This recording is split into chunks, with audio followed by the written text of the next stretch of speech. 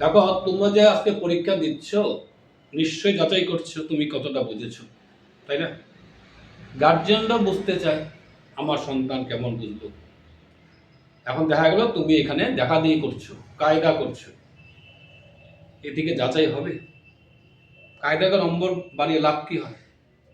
কাকে ফাঁকি দিচ্ছ? মাধ্যমিকে তো আসল পরীক্ষা হয়, তখন তো দেখা দিয়ে হতে পারবে না। ওই নম্বরটাই তোমার আসল নম্বর হবে। এখন প্রাইভেটে কত পাচ্ছ, এটা যদি তুমি সত্যি সত্যি সৎভাবে দাও, মাধ্যমিকের সাথে এটা লিঙ্ক করতে পারবে। আর যদি অসৎভাবে দাও, তা মাধ্যমিকের সাথে এটা কোনো সম্পর্কই থাকবে না। এই জন্যই বলি, সৎ হওয়ার চেষ্টা করো।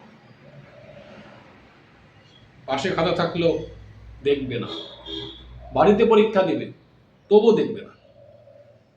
এইভাবে একান্তভাবে নিজের সাধনা করে যাও,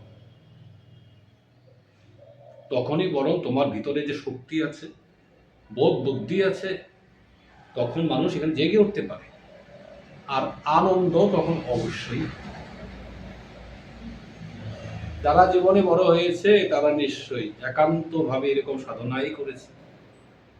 আর জানো এসব সাধনা কেন করতে হয়? জীবনে অনেক লড়াই করতে হবে, শুধু এই পরীক্ষা না, অনেক পরীক্ষা আসবে, কত সমস্যা আসবে, তখন লড়াই করতে হবে। কি দিয়ে করবে? কতটা জ্ঞান বুদ্ধিতে জানলাম, তারই পরীক্ষা হবে। সংসারে মানুষ এটাই পরীক্ষা দিয়েই যাচ্ছে। এমনকি তুমি যদি কাউকে ভালোবাসো, প্রেম করো, ওখানেও কিন্তু এই পরীক্ষাই হচ্ছে, আমি আদৌ কি ভালোবাসতে পারছি। যদি ভালোবাসতে পারি তাহলে নিশ্চয় আমি একজন প্রেমী হয়ে যাব, আমার মধ্যে প্রেম আছে, তখনও জেগে ওঠে। তাহলে ভেবে দেখো, শুধু পরীক্ষা নয়, আমাদের জীবনের জন্য আমাকে এই সচেতনতা অর্জন করতে হচ্ছে। হ্যাঁ, এইবার যদি বলো বোধ বুদ্ধি জাগবো যে আমি নিশ্চয়ই একটা মানে আদর্শ অনুসরণ করব, সেটা ঈশ্বর। কারণ আমি ঈশ্বরের অংশ, তার চেতনায় যত জাগি তত আমিও চেতন হই। আমরা তো আসলে সতেই, কিন্তু অসতে, লোভে, মোহে, অলসতায়, জড়তায় আমি আবদ্ধ হয়ে আছি। সাধনা করছি এখান থেকে উঠে আসার জন্য। আর তখনই মানুষে আনন্দ হয়। যারা বড় বড় কিছু করেছে তারা নিশ্চয় আনন্দের জন্য করেছে। আমি বড় হব, মানুষ আমাকে মান্যতা দিবে, অর্থ আসবে, নিশ্চয়ই না। অ্যাকচুয়ালি আনন্দ পেয়েছে বোধে জেগে ওঠার মধ্যে। যত আনন্দ পেতে যাচ্ছে ততই সে নিজেকে পাচ্ছে। রবীন্দ্রনাথ বললেন কি, এটাই নাকি দুঃখ দিয়ে সত্যকে কিনে নেওয়া, সাধনা করে সত্যকে কিনে নেওয়া, ঈশ্বর ধনকে পাওয়া। বাস্তবে দেখবে যে ছেলেটা মাঠে খেলছে, আনন্দে খেলছে, পরিশ্রম কম করছে না, সন্ধ্যা হয়ে যাচ্ছে তবু যেন আরো খেলতে চায়, তাহলে কেন এত পরিশ্রম বোধে আসে না? সে আনন্দ পাচ্ছে, নিজেকে পাচ্ছে। জড়তা, অলসতা, মোহগ্রস্ততা, লোভ, এখান থেকে উঠে আসা আনন্দ পায়, নিজেকে পাওয়া, নিজের মধ্যে ঈশ্বরকে আনন্দ পায়। তাহলে পড়াশোনা করছো, যে সাধনাই করছো, যখন দেখবে তুমি এমন ভাবে করছো একেবারে মুক্ত মন নিয়ে, উদ্দেশ্য মতো, সৎ হয়ে, আনন্দ তো হবেই। এই জন্যই বলি, পড়াশোনা করার ফাঁকে ফাঁকে আধ্যাত্মিকতা চিন্তা করো।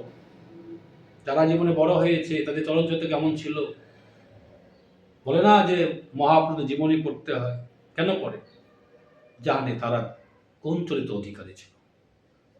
আমি জানি প্রচন্ড সৎ ছিল। অন্যের দেখবে সৎ নষ্ট হয়ে যাচ্ছে, এটা মানে আমার ব্যক্তিত্ব নষ্ট হয়ে যাচ্ছে, এটা একটা ব্যক্তিগত লজ্জা। আর প্রাইভেটে পরীক্ষা দিচ্ছ, টিচারের সামনেই দেখছো, কতটা নির্লজ্জ হলে এটা সম্ভব হয়? তুমি মাস্টারের কাছে হেল্প পেতে পারো সৎভাবে, কোনো ব্যাপার না, কিন্তু ছাত্রের সাথে যখন করছো এটা পরিষ্কার বোঝা যাচ্ছে পাগলামি, অচেতন। মাস্টার বোঝাচ্ছে, তুমি গল্প করে যাচ্ছ, পরিষ্কার অচেতন হয়ে যাচ্ছে।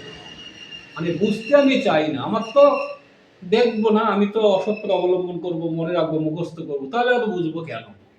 তো রবীন্দ্রনাথ এর সঙ্গে বললেন যে স্কুলের ছাত্র নকল করে, আর কোনো ছাত্র যদি মুখস্থ করে মগজে নিয়ে আবার লেখে স্কুলে, নম্বর পাইলেও দুজনে একই ভুল করে, একই অপরাধ।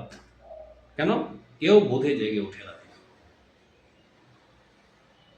সুতরাং বোধে জেগে ওঠার চেষ্টা করো, এক কথায় সৎ হওয়ার চেষ্টা করো, দেখবে তেমন বেগ পেতে হবে না। আর এটা হচ্ছে তোমার জীবনের জন্য সাধনা করে ঈশ্বরের। মানুষ ঘরে ঘরে কেন আজকে ঈশ্বরের সাধনা করে যাচ্ছে? এত কীর্তন, নাম, ধ্যান, প্রার্থনা কেন করছে? সবার মধ্যে এগুলো আছে, তাই সবাই লড়াই করতে চায়। কাকে ধরে লড়াই করতে হবে? এই দুর্বলতার বিরুদ্ধে। এটাই তোমার সর্বপ্রথম কাজ হবে। থাকুন, জয়।